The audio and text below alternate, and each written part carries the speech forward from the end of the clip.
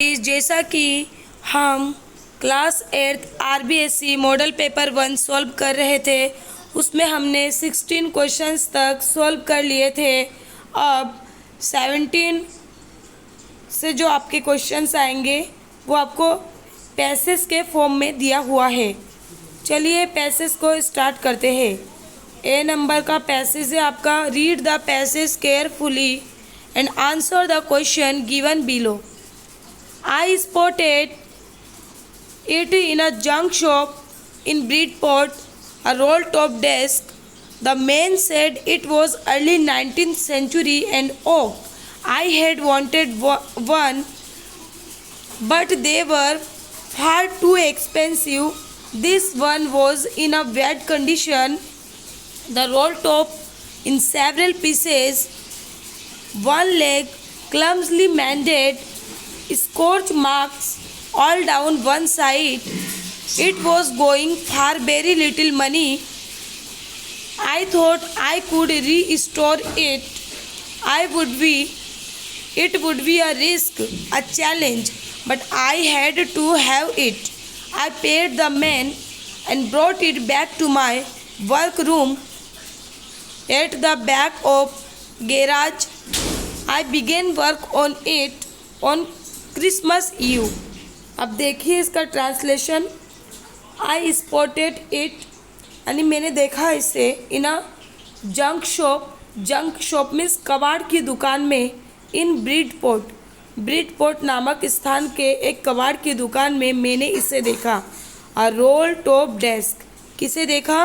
एक role top desk को देखा।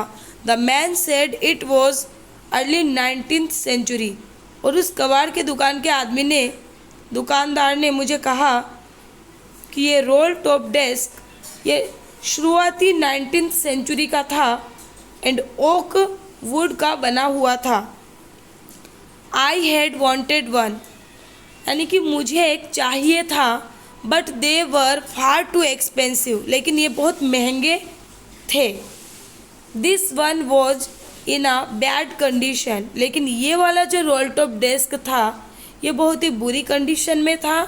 The roll top in several pieces, ये जो रोल टॉप था ये बहुत सारे इसके टुकड़े टुकड़े हो रहे थे। वन लेग क्लम्सली मेंडेड, इसका जो 4 टांग होता है ना डेस्क के, तो एक जो टांग है वो बुरी तरीके से थोड़ा सुधारा हुआ था। Scotch marks all down one side, और जलने की जो निशान थी, एक तरह से इसको जलने के निशान से ये ख़राब हो रहा था, थोड़ा सा जला जला हुआ सा था एक साइड से। One was going for very little money, it was going for very little money, यानी कि ये बहुत ही कम पैसे में मिल रहा था। आई थॉट, मैंने सोचा, आई कुड रीस्टोर इट, मैंने सोचा कि मैं इसे सही कर सकता हूँ। It would be a risk, इसमें एक जोखिम था। अ चैलेंज, ये एक चुनौती भरा काम था। But I had to have it, लेकिन मुझे रखना ही पड़ा, यानी कि मुझे चाहिए था। I paid the man and brought it, मैंने चुकाया पैसा उस आदमी को और ले आया इसे। Back to my work room, मेरे वर्क रूम के पीछे। At the back of the garage के पीछे, मेरे वर्क रूम के पीछे मैं इसे ले आया। आई बिगेन वर्क ऑन इट, मैंने शुरू किया काम करना इस पर। ऑन क्रिसमस ईव, क्रिसमस की शाम में। अब देखिए ये लेखक ने पूरा डिस्क्रिप्शन दिया कि ये रोल टॉप डेस्क उनको कहाँ पे मिला और किस कंडीशन में था और किस तरीके से, मतलब कम पैसे में उन्हें मिला और वो किस तरह से इसको सही करते हैं। यह आपका सीन पैसेज है, आपके बुक के चैप्टर का पैसेज है। चलिए अब इसके क्वेश्चन आंसर सॉल्व करते हैं। 17 नंबर क्वेश्चन आपको दे रखा है, how old the roll top desk, यानी कितना पुराना था ये roll top desk. First line के देखिए, सेकंड लाइन में मिला था the man said it was early 19th century and oak, है ना कि ये अर्ली 19th सेंचुरी का था। और सेकंड क्वेश्चन इसी में दे रखा है, where did the author find it, author को ये कहाँ मिला था? तो in a junk shop in Bridport. तो इसको क्वेश्चन में से आधा आंसर बनाएंगे। देखिए आप शुरू करोगे यहाँ से, the roll top desk was, फिर आंसर को इसमें से ले लोगे आप। ये 19 early 19th century and okay. फिर आगे आपको क्वेश्चन में से फिर थोड़ा सा आंसर लेना है। जैसे देखिए इसमें where did the author find it, तो द ऑथर फाइंड की जगह आपको फाउंड करना है। क्या करना है? फाउंड, FOUND, है ना। फाउंड इट, इसमें हो जाएगा आपका द ऑथर फाउंड इट। कहाँ पे मिला था? वो जगह है आपका in a junk shop in Bridport, ये लिख देना है। तो इस तरह से आपका आंसर बन जाएगा। देखिए ये the roll top desk was of early 19th century and oak. The author found it in a junk shop in Bridport. First question का आंसर क्लियरली समझ में आया। अब देखिए 17 का second question, what was the condition of the desk, क्या स्थिति थी उस डेस्क की। तो ये भी आप क्वेश्चन में से आधा बना सकते हैं। The condition of the desk was, यहाँ तक लिख लिया, और आपको पता है बैड कंडीशन, तो the condition of the desk was bad. फिर आगे देखिए the roll top was in several pieces, one leg was clumsily mended and there were scotch mark all down one side. ये सारा आंसर आपको इसी में मिल जाएगा। देखिए यहाँ से आप शुरू करेंगे।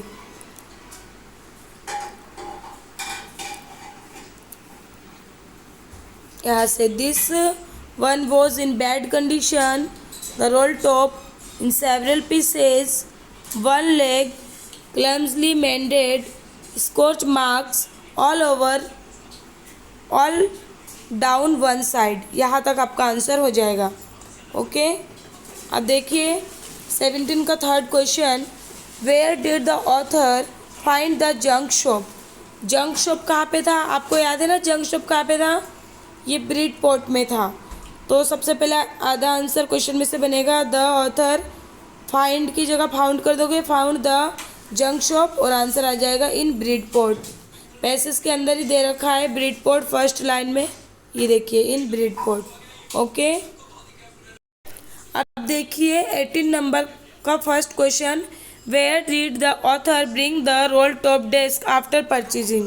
यानी रोल टॉप डेस्क को खरीदने के बाद ऑथर उसे कहाँ लेकर आए। तो देखिए इसी में से आंसर बनाओगे। After purchasing the author brought the roll top desk, और आधा आपको क्वेश्चन में से बन गया ना, आधा आप उसी में पैसेज में ढूंढोगे। Back to his work room at back of the garage. ठीक है, 18 का सेकंड क्वेश्चन देखिए, when did the author begin to work on the desk. कब, व्हेन का मतलब कब, तो आपको पता है ऑन क्रिसमस ईव। आधा क्वेश्चन में से बनेगा द ऑथर, बिगिन की जगह बिगेन कर देना, begin to work on the desk on Christmas ewe.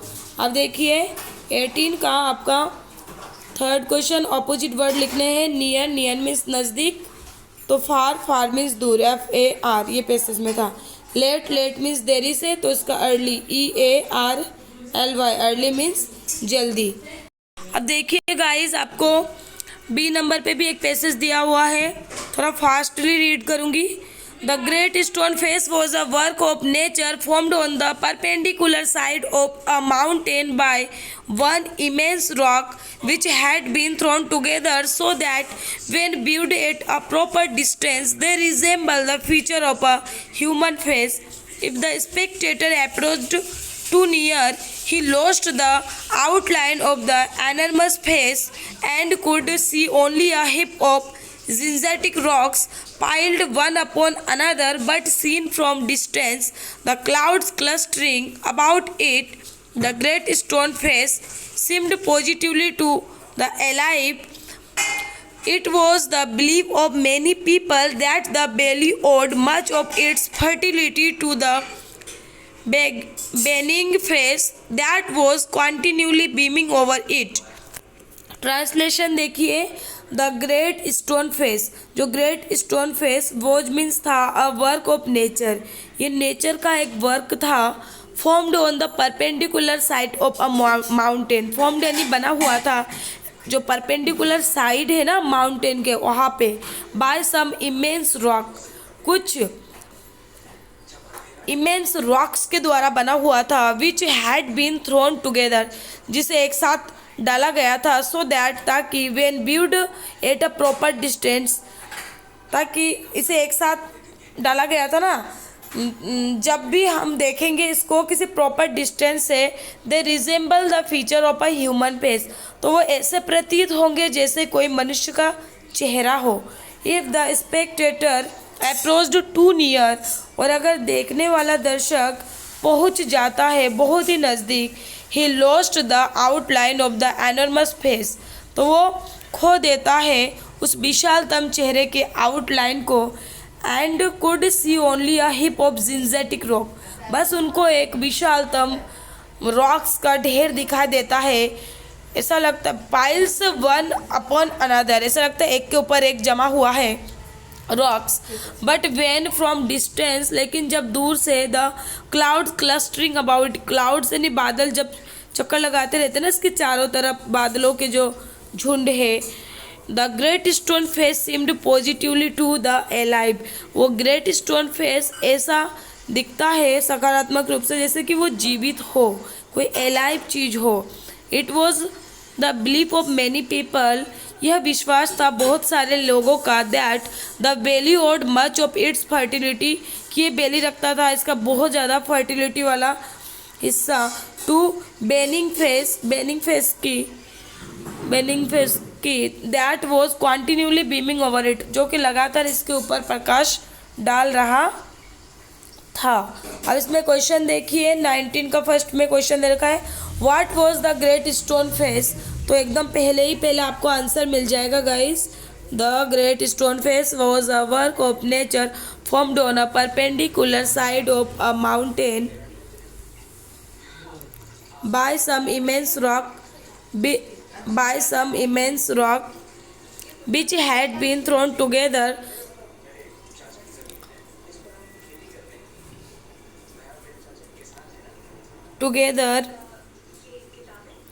when viewed, आगे देखिए,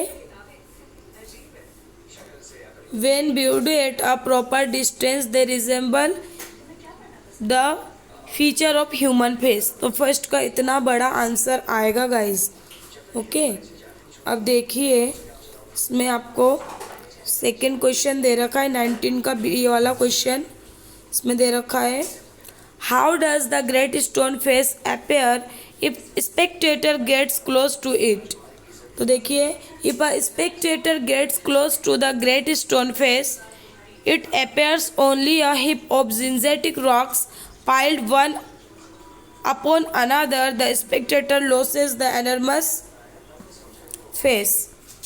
ये भी आपको इसी पेसेस के अंदर दे रखा है आंसर, देखिए यहाँ से लिखेंगे आप, कहाँ से लिखेंगे आप, ये जब स्पेक्टेटर नज़दीक जाता है ना तो वहीं से आपको लिखना है, इसमें दे रखा है ना, इफ़ अ स्पेक्टेटर गेट्स, तो ये इफ से ही आप चालू करेंगे, if a spectator approach near he lost the outline of the enormous face and could see only a heap of gigantic rock piled one upon another. Okay, अब देखिए next question आपको दे रखा है, नेक्स्ट क्वेश्चन क्या है आपका सी number में, इसमें दे रखा है identify and write one word लिखना है। अ वेरी हाई हिल, बहुत ही ऊंचा हिल को क्या कहेंगे आप, mountain, MOUNTAIN। A person watching an event, एक व्यक्ति जो किसी इवेंट को देखता है तो दर्शक होता है वो स्पेक्टेटर, ये वर्ड इसमें मिलेगा आपको। 20 नंबर क्वेश्चन देखिए, 20 का फर्स्ट वाला ए वाला, when does the great stone face appear to be alive, ये भी आपको पेसेस के अंदर मिल जाएगा। The great stone face appear to be alive when it is seen from distance, यानी कि जो ग्रेट स्टोन फेस है ये अलाइव तब प्रतीत होता है जब इसको दूर से देखा जाता है। And when the clouds cluster about it, जब वो बादलों की जो क्लस्टर है इसके चारों तरफ चक्कर लगाते हैं ना, उस वक्त ये अलाइव दिखता है। ओके, अब देखिए बी वाला क्वेश्चन है 20 का। What was the popular believe about the stone face among the people? The popular believe about the stone face among the people was that, यहाँ से स्टार्ट होगा, that the valley owed much of its fertility to be benign face that was continually beaming over it, जो कि लगातार इसके ऊपर प्रकाश डालता है। ठीक है, अब देखिए find out the word from the passage which means, इसका मतलब गैदरिंग का मतलब होता है इकट्ठा होना, क्लस्टरिंग का मतलब भी इकट्ठा होना, तो गैदरिंग का सिनोनिम वर्ड क्लस्टरिंग, गैदरिंग का क्लस्टरिंग, ये लर्न भी करना है। ओके, देखिए गाइस, इसमें आपको सी वाला जो क्वेश्चन है उसमें भी आपको पैसेज दे रखा है। Read the following passage carefully and answer the question given below. इसमें दे रखा है Kalpana Chawla was an astronaut who belong to the Karnal district of Haryana state. She was, see वाला जो आपका पैसेज है इसमें दे रखा है Kalpana Chawla was an astronaut who belonged to the Karnal district of Haryana state.